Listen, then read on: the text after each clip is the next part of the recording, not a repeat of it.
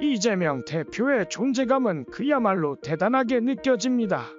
이재명 대표가 견뎌내고 있는 수모는 마치 노무현, 김대중 대통령 정도가 되어야만 버틸 수 있을 것 같은 수준입니다. 검찰이 또 한 번 논란을 일으켰습니다. 이번에는 판사마저도 재판 중에 검찰의 주장을 조목조목 지적할 정도였습니다. 내용을 보면 정말 경악을 금치 못할 정도입니다. 그토록 이재명 대표를 제거하고 싶었던 것입니까? 지금부터 윤석열 대통령의 검찰이 얼마나 민낯을 드러내고 있는지 하나하나 파헤쳐 보겠습니다. 영상 시청 전 구독과 좋아요 부탁드립니다. 윤석열 대통령 명예훼손 허위 보도 의혹 사건의 재판이 31일 시작된 것으로 확인되었습니다. 그러나 재판부는 검찰이 제출한 공소장에 간접 정황이 너무 많다는 지적을 쏟아냈습니다.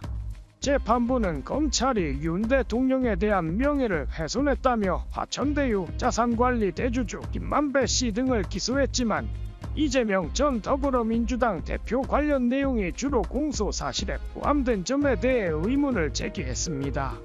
김 씨와 신 전 위원장은 이재명 전 대표의 당선을 목적으로 허위 인터뷰를 하고 대가를 주고받았다는 혐의로 지난달 21일 구속 기소되었습니다. 검찰은 김 씨가 대장동 개발 특혜 의혹이 불거진 2021년 9월 신 전 위원장을 만나 윤석열 당시 국민의힘 대선 후보가 2011년 대검찰청 중앙수사부에서 부산저축은행 사건을 수사할 당시 불법 대출 브로커 조우영 씨에 대한 수사를 무마해 주었다는 허위 사실을 인터뷰했다고 주장하고 있습니다. 뉴스타파는 2022년 3월 6일 이 인터뷰 녹음 파일을 보도했으며 이로 인해 김 대표와 한 기자는 정보통신망법상 명예훼손 혐의로 기소되었습니다.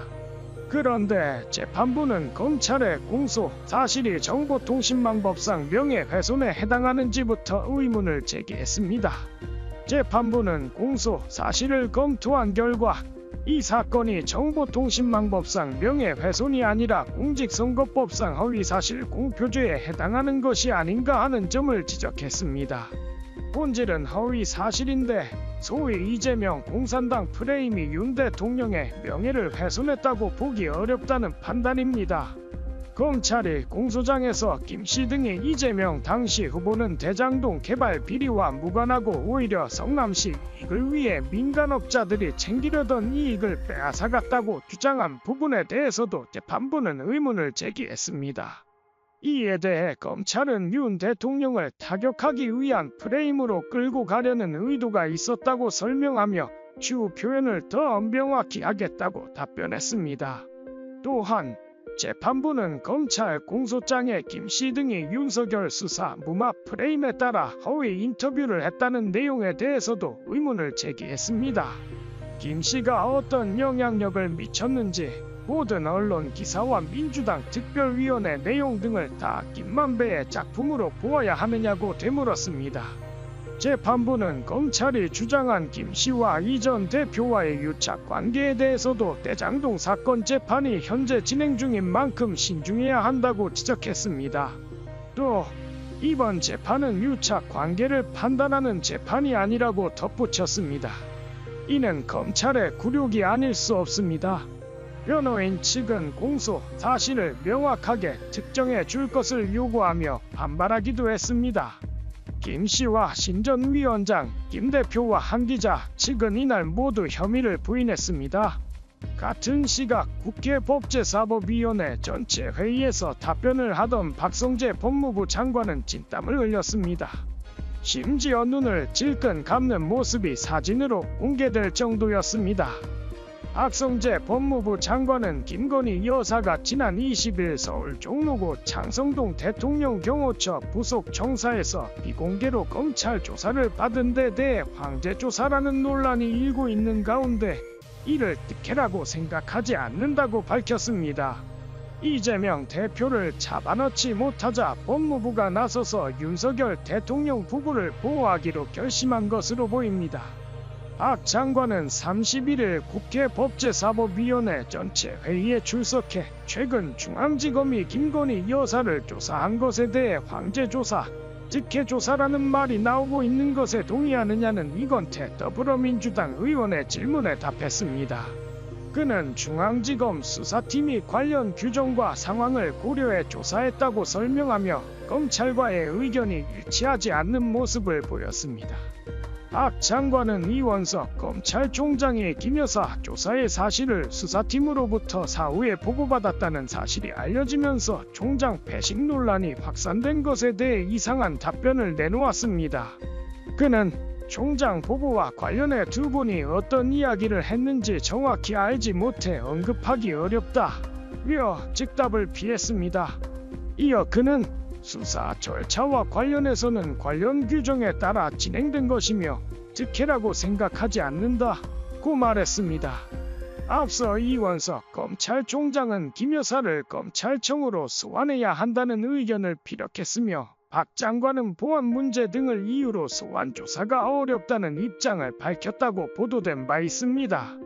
이에 대한 명확한 답변은 없었으며 박 장관은 사건 관계인의 출석 요구와 관련해 피의자, 변호인과 수사팀 간 협의에 따라 진행해야 한다는 원칙론을 언급했다고 답변할 뿐이었습니다. 박 장관은 김 여사가 연루된 도이치모터스 주가 조작 사건에 대한 검찰총장의 수사지휘권 복원 요청을 거부한 데 대해서도 입장을 피했습니다. 그는 검찰총장의 지휘권 복원 역시 법무부 장관의 지휘권 행사에 해당하며 개인적으로 지휘권은 행사하지 않는 것이 옳다고 생각한다며 인사청문회 때부터 같은 입장을 밝혀왔다고 설명했습니다. 그는 또한 지휘권은 개인이 아닌 기관 간의 문제이며 지휘권 배제 이후 검찰총장이 바뀌었더라도 그 사건이 종결될 때까지 유효하다고 말했습니다. 박 장관이 시원하게 답변을 내놓지 않자 그의 태도에 대한 논란까지 번졌습니다. 도이치모터스 주가 조작 의혹 사건의 수사지휘권 복원을 둘러싸고 장경태 더불어민주당 의원과 박성재 법무부 장관 사이에 고성이 오갔습니다. 장 의원은 31일 국회 법제사법위원회 업무보고에서 이원석 검찰총장이 7월 초에 수사지휘권 회복을 요청한 적이 있느냐고 질문했습니다.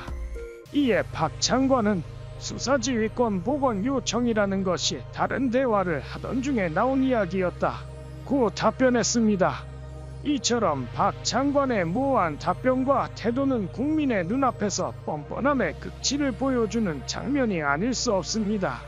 지휘권 복원 요청이라는 평가에 대해서는 다른 문제라고 생각한다며 박 장관은 공식적인 요청이 아니었다는 취지로 주장했습니다.